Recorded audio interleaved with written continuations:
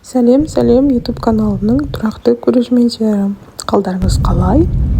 Бүгін бізде жаңа влогты бастамас бұрын каналға жазылып, лайк басып, комментарий бөліміне сұрақтарыңызды қойып, подписка жасауды ұмытпаңыздар. Бүгін біз влогта Таразға жолға шықтық. Белгілі бір себептермен ұлымыздың ерніне анар дейді. Сонда шыққан медициналық атауы гемангиома дейді. Соның емі бойынша Таразға жолға шықтық. Таразда өзіміз инстаграмнан бір хирургты көргенбіз. Сол гемангиома бойынша гемангиоманы емдейді екен. Біз алғаш рет Таразға осы 24 жылдың наурыз айында барып, ем алып бастағанбыз.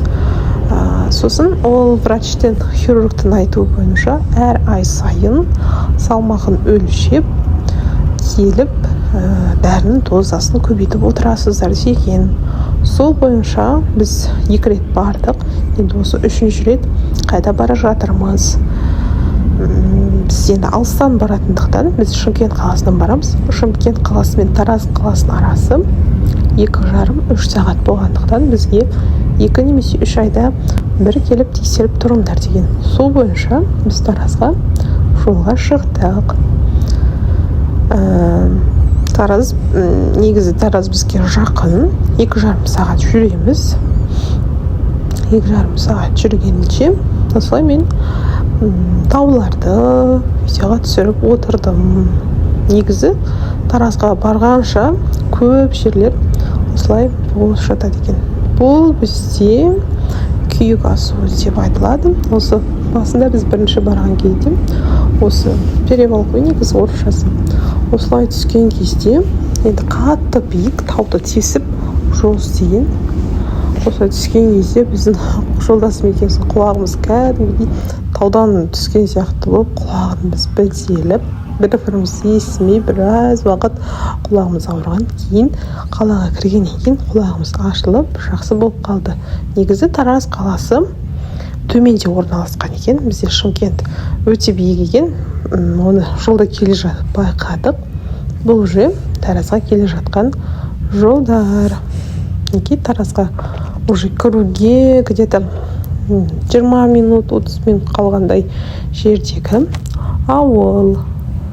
Біз Таразға барар жолда осылай Айша бибі және Бабаджахаттың кесенесіне тоқтап, ішін көріп кетуге келдік. Негізі көп адамдар біз барған кезде қарасақ, зиярет емес, бір как Құдай сияқты қарап отырды. Біз осы жерге маршрут перестроен, двигайтесь прямо 400 метров.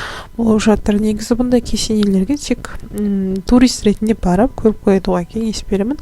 Ешқандай да бір Құдайдан тілеп жатады. Осы жерге келдік, енді осы жерге бала берші дегенде. Енді ол жағын түсінбейді. Біз енді қызық болды. Осылай жолай кіріп шықтық. Негізі Таразға 20 минут қалған жерде Айша бибі ауылы кездеседі.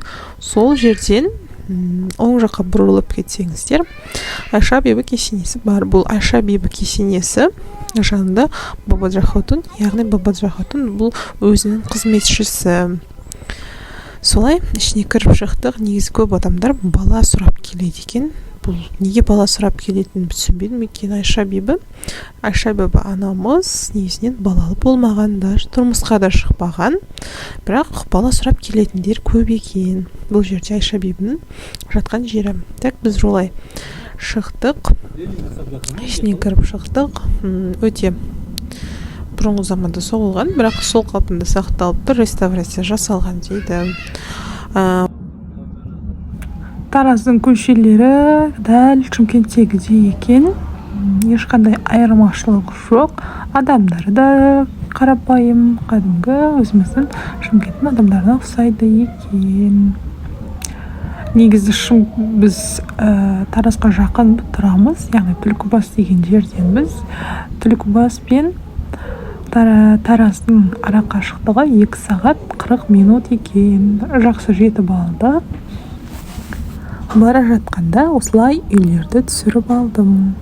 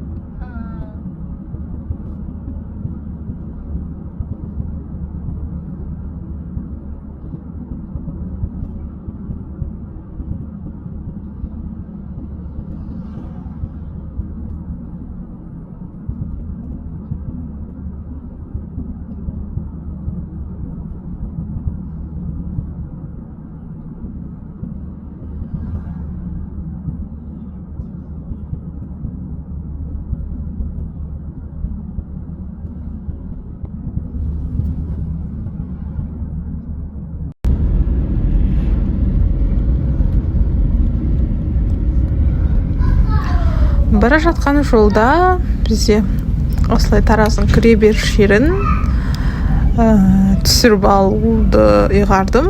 Яғни Тараздың кіре беріс жеріндегі аркасы, яғни барлық блогерлер осы жерді түсіріп жатады ғой, мен де түсіріп көрейін дедім. Тараздың кіре беріс жері. Фотодан көрген кезде күшті сияқты, білмеймін, живой көргеннен кейін қызық емес болып қалды. Сол оң жағымызда бізде аэропортқа барады екен. Көне Тараз қалашығы деп аталады екен. Неге осы жерден өттік. Негізі мен сөздік қорым, тіл байлығым өте аз. Сондықтан өз ойымды толық жеткізе алмай жатырмын. Түсіністікпен қарайсыздар деген үміттемін. Осы жерге дейін түсірдім. Даже телефонды күйеуіме бердім, өйткені біз бұл жақта бірінші рет болғандықтан тугиспен жүрдік қалар ішінде. Біз уже поликлиникаға келдік, частный поликлиника, Весремедикус деген. Біз дәрігердің қаралуынан шықтық, барлық ойдағыдай екен, бірақ салмағы сол қалыпты тұр екен. Қайтадан сол дозамен дәрісін шетім болдық. Дальше біз 4:30-да келгенбіз. Сәл қаланың ішін аралап, көрікті жерлерін көріп қайтайық деп қаланың ішіне кірдік. Бұл бізде президентский парк дейді, яғни тұңғыш президент саябағы.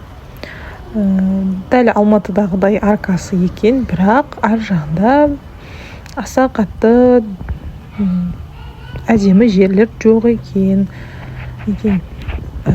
Жолдасым баланы алып жүрді. Осылай қарап жүрдік. Көбісі жаңадан ашылған ба, білмеймін, әйтеуір. Шыршалар өте кішкентай екен. Бізде Шымкентте Денра саябақ бар, өте үлкен. Сол сияқты деп келгенбіз, бірақ оған ұқсамайды екен. Осылай жүріп сәл жүрген едік. Саябақ бітіп қалды, яғни парк. Осындай жерде өзен ба, көшік ба, бірдеңке бар екен, арық қазылған. Бірақ су жоқ. Мына жерден көпір екен. Көшік-ау, түспедік бұлай қарай. Су тұрып қалған су, жаңбырдың суы ма, білмедім. Әйтеуір осындай су тұр, адамдар да жоқ. Бізге кеш болып қалған, 5-тен асқан тұғын, дала салқын, әдемі болып тұрған. Мүлдем адамдар жоқ екен.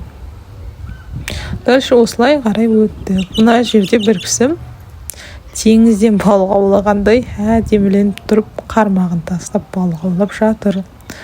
Су өте лас, білмеймін, балық қайдан жүретінін. Әйтеуір қармағын салып балық аулап тұр. Біз дальше ары қарай жүріп кеттік. Жолдасым уже шаршап қалған. Жоқ, бұл жерде жолдасым өзінің группасы бар тұғын. Соған звондап қаланы сұрап жатыр. Анау бізде Арай Плаза дейді. Арай Плаза ішіне кіріп көрмедік. Осы жерден қайттық. Дальше біз тамақ ішетін жерді іздеп тұрғанбыз. Тамақ ішетін жерлер аз екен. Бізде Шымкентте тамақ ішетін жерлер өте көп, білмеймін, бәрі тамаққа қатты қарайды. 2 аттасаң, әйтеуір тамақ ішетін жерлер бар ғой. Сонымен біз тамақ ішетін жерді бір жерден тауып, қайтадан қайтып бара жатырмыз.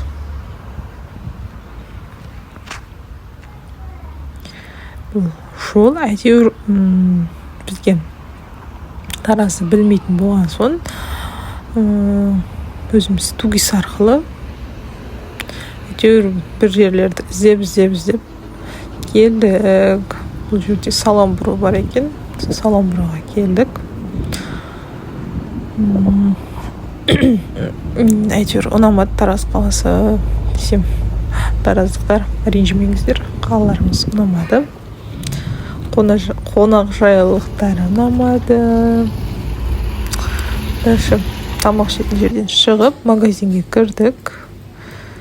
Магазиннен не алатынымызды білмедік, әйтеуір аралап жүріп қайттық. Ішін мороженое алайық па,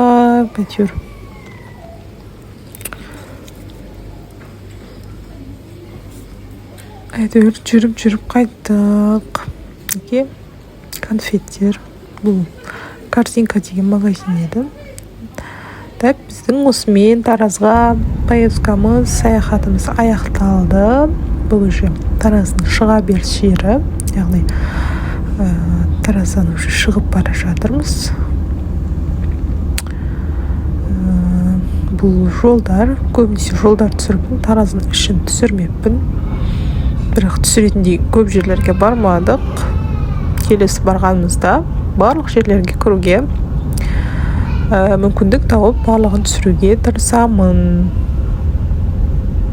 Жолдасым шаршап қалған, машина айдаймын деп осылай қатты ұйқы қысып жолда ұйықтап алдық. Достар, осымен біздің балам да ұйықтап жатыр ғой, бұл барлығы шаршап қапты. Достар, осымен біздің Таразға саяхатымыз аяқталды, Таразға арнаған влогымыз аяқталды. Видеоның соңына дейін көріп, лайк басып, комментарий жазуды ұмытпаңыздар. Бұл біз үшін өте маңызды. Сау болыңыздар.